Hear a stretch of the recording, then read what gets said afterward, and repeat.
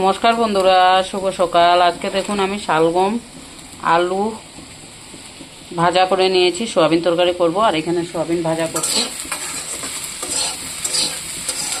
এরকম লাল লাল করে ভাজা করে নেব। সয়াবিন তরকারিটা বানানো দেখাবো শালগম দিয়ে।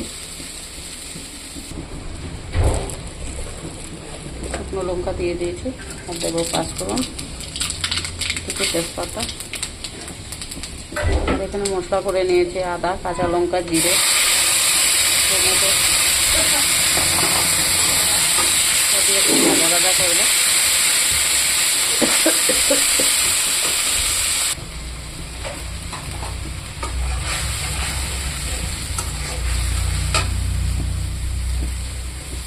হলুদ দিয়ে দিলাম, অল্প শুকনো করে দিয়ে দিলাম, অল্প লবণ, একটু কষিয়ে নেব।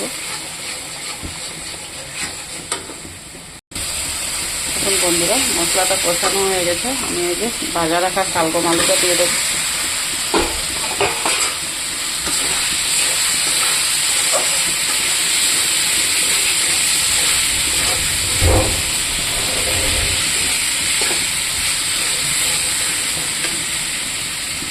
একটু কষাবো, সাথে সোয়াবিনটাও দিয়ে দেবো।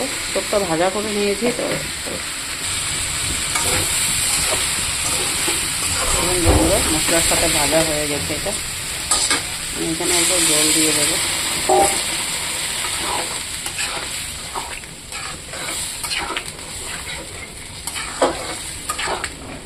এখন ঢেকে রেখে দেবো, সিদ্ধ হতে দেবো।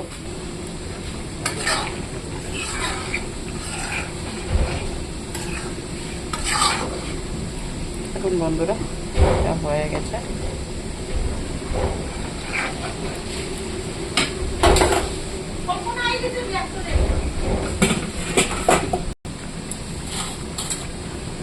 এটা আমি অল্প ধনিয়া পাতা দিয়ে দেবো।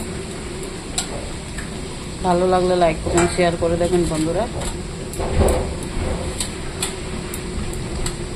ধনিয়া পাতাটা দিয়ে একটু ঢেকে দেবো।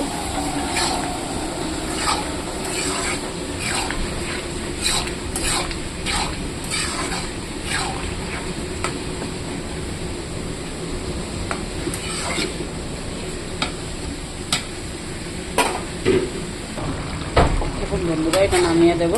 ভালো লাগলে লাইক কমেন্ট শেয়ার করে দেবেন বন্ধুরা।